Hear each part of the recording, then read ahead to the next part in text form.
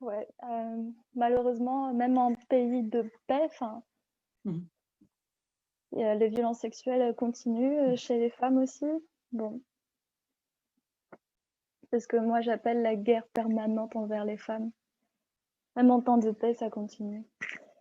Avant de commencer de parler de prostitution, je voulais parler du fait que dans la vie d'une femme prostituée, avant d'être prostituée, souvent elle vit des violences sexuelles dans l'enfance.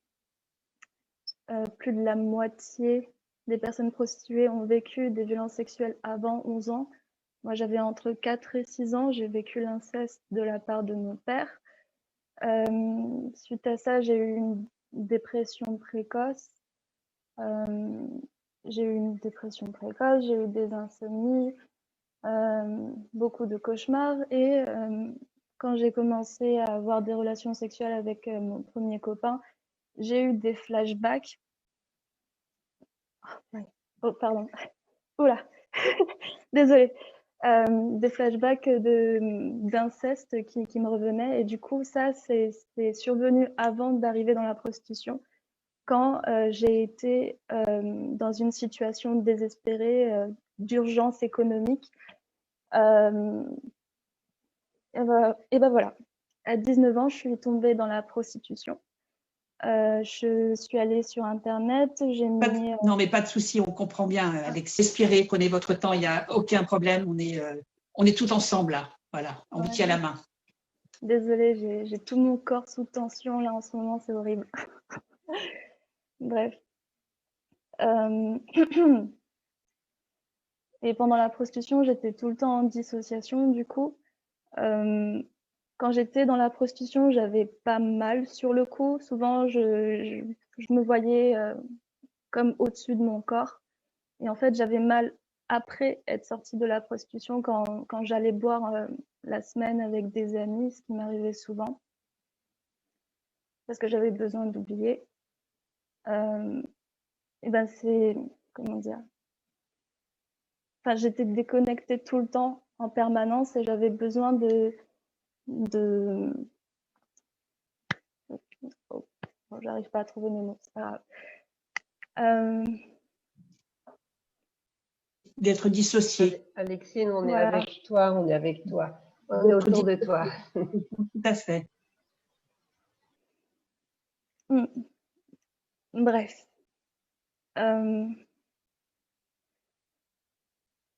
J'arrive même plus à savoir pourquoi je...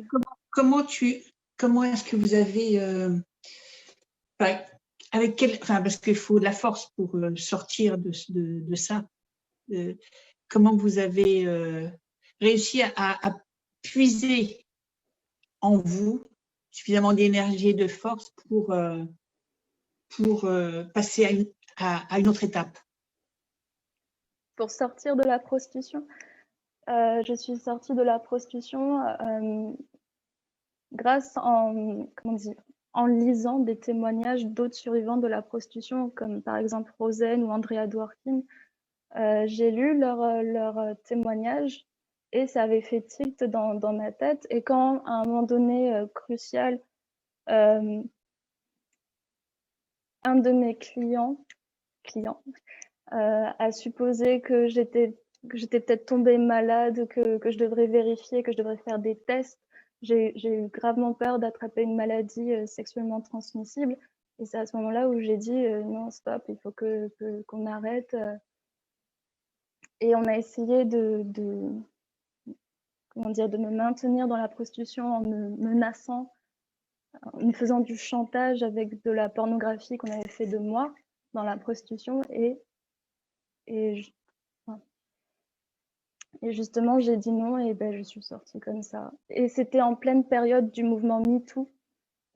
J'ai comme eu une obsession pour les témoignages de personnes, de femmes qui ont vécu des violences sexuelles, et c'est à ce moment-là où j'ai eu un déclic et où je suis sortie de la prostitution. C'est-à-dire qu'en fait, donc, ce que vous dites, et c'est très important, c'est que on puise aussi de la force dans les autres, quoi. C'est-à-dire que ce qui est important, c'est de témoigner. Ce qui est important, c'est de dire, c'est de pas garder pour soi et de pas croire qu'on est tout seul, toute seule à devoir gérer ça, quoi. C'est-à-dire, c'est finalement le collectif des femmes qui vous a donné le courage, quoi, qui vous a donné la force. C'est ça, les féministes aussi. Voilà. Bah, c'est super important aussi, ça. C'est super important. Continuez à… Merci Alexine. Je ne voudrais pas qu'on abuse de ton énergie et on t'envoie toute notre sororité. Moïra le dit, elle très bien. C'est vrai que le combat féministe aussi, je crois, ça fait beaucoup de bien individuellement à chacune d'entre nous. En tout cas, c'est mon cas, par exemple, même si je n'ai pas été victime de ce système prostitueur. Et donc, c'est aussi ça l'intérêt du féminisme, c'est aussi de créer des liens de sororité, en plus de l'analyse évidemment systémique que ça peut permettre évidemment.